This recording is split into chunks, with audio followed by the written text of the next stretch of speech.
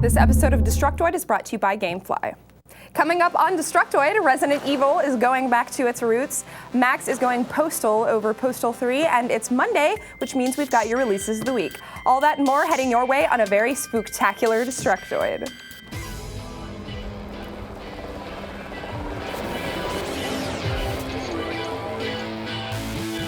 Welcome to Destructoid. I'm Tara Long. And I'm Max Scoville. Oh, God, you're so frightening. Two-Face, I guess. Thank you, that's Poison what you Ivy. were.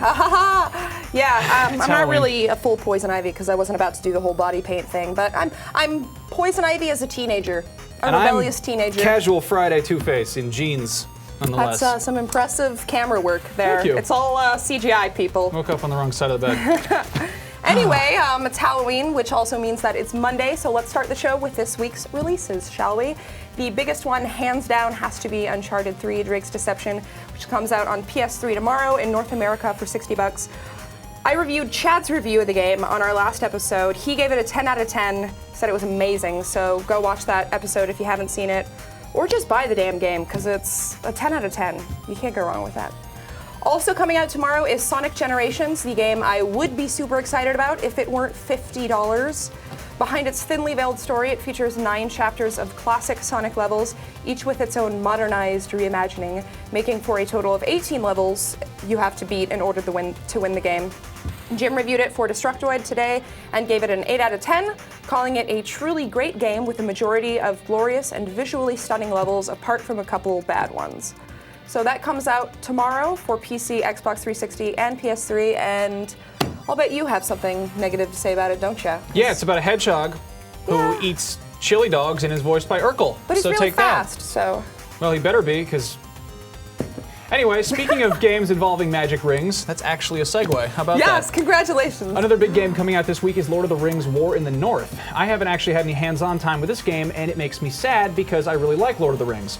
Now, War in the North hits PC, 360, and PS3 on Tuesday in North America for $60, Wednesday in Australia, and you poor folks over in Europe have to wait until Friday. Also hitting North America tomorrow and Europe on Friday is Goldeneye Reloaded. This is Activision's complete overhaul of last year's Goldeneye 007 for Wii, which itself was a very loose reboot of the N64 classic. This latest version hits PS3 and 360, running on a totally new engine with a bunch of new single and multiplayer missions, and that'll set you back around $60. Another game that's coming out this week is Motion Sports Adrenaline. It's a Kinect title where you do extreme sports shit. I played it at E3 and I got to go base jumping in a squirrel suit and dirt bike riding.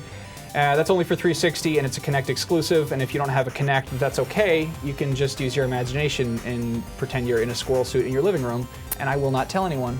You know, actually, Nick Chester and I checked that out at PAX this year. We were up in the Ubisoft booth to check out Assassin's Creed, and they were making us wait, and the guy was like, hey, you want to come check out this game? And I was like, all right.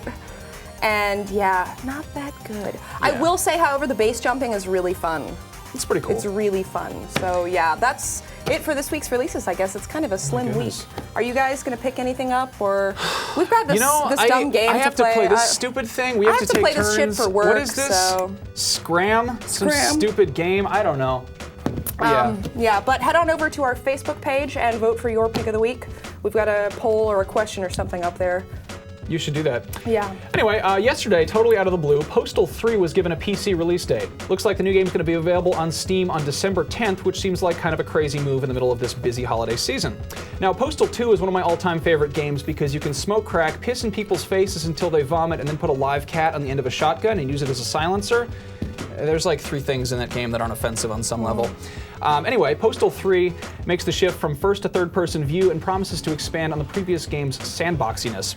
It also features a really impressive lineup of celebrity voices, including porn star Ron Jeremy, Playboy Playmate Jennifer Walcott, Ufa Ball, director of the Postal movie, and Randy Jones, who is the original gay cowboy from The Village People.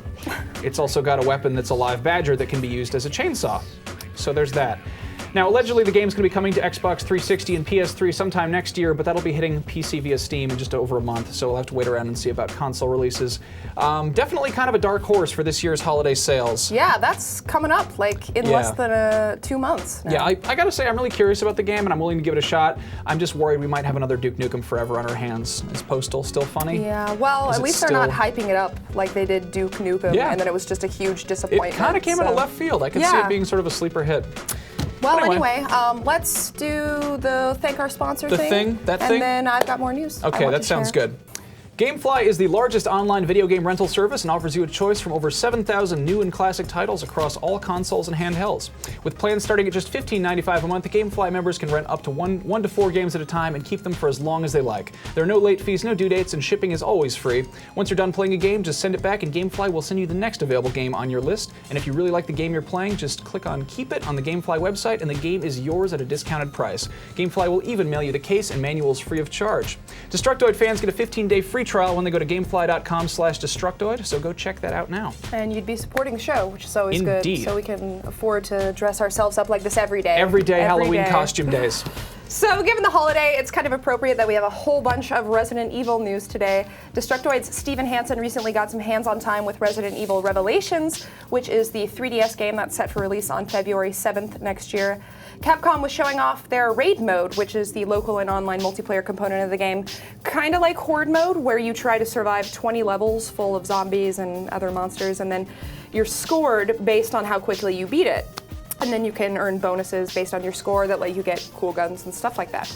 Visually, he said the 3D effect looks great and the movement appears very fluid, even with a lot of action on the screen. He also noted that the game works pretty well with this add-on nub, which apparently we're now calling the Circle Pad Pro, presumably because anything sounds better than the word nub. He also confirmed that you will be able to clear your save data, so kudos to Capcom for avoiding a potential riot with that decision. You know, they did that whole thing with Mercenaries 3D, and that went over well. Yeah.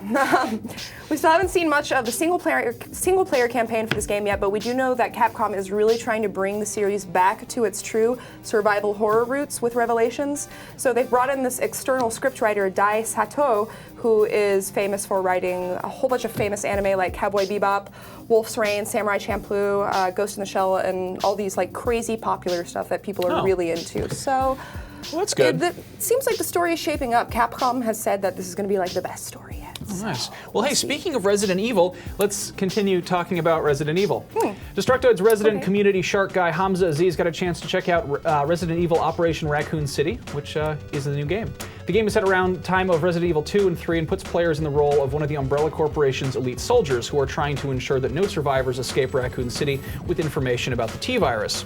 Now, you're part of a 4-player team that's made up of yourself and 3 friends, or AI bots, and you can choose from a variety of classes as well as customized loadouts.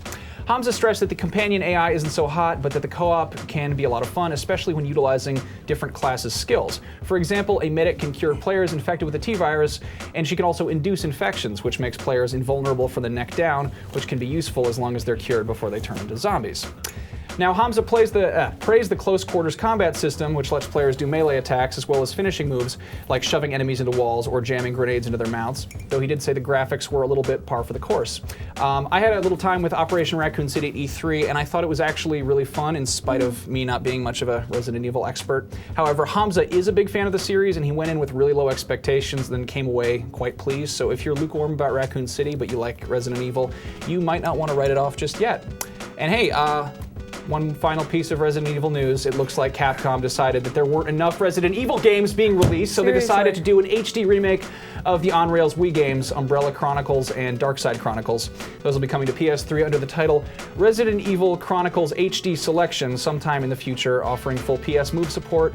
There's no official word on release date or pricing just yet, but if you missed out on the Wii games, then there you go.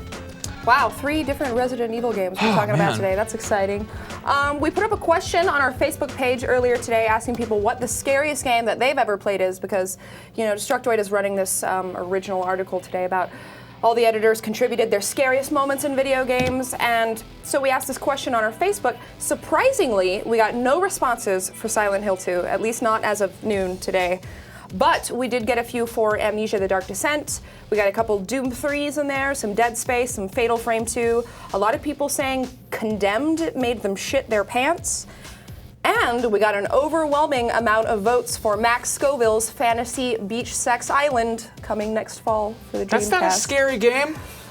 It is a little bit. What? There's partial nudity involved, Max. I've played it. It's disgusting. Well, what is your scary game? What's your number one scary games? I gotta say my absolute scariest game in terms of atmosphere is Amnesia: The Dark Descent. If you guys haven't played it, it's on Steam. Like, go check it out right now. They get the lighting done so well in that game. It gives it the perfect, like, dark atmosphere. If you run out of torches, you just can't see, you're shit out of luck. And then there's like noises, so monsters are chasing you, but you can't see them. You know what? It's really creepy. I'm never gonna play that game. Yeah, I don't recommend you touching it with a 10-foot pole. And which is funny because I was going to say the other game that is not quite scary but more startling, I think, is Dead Space. Yeah, we've all seen me playing that and getting scared by that. Yeah. Did that on a couple of charity streams.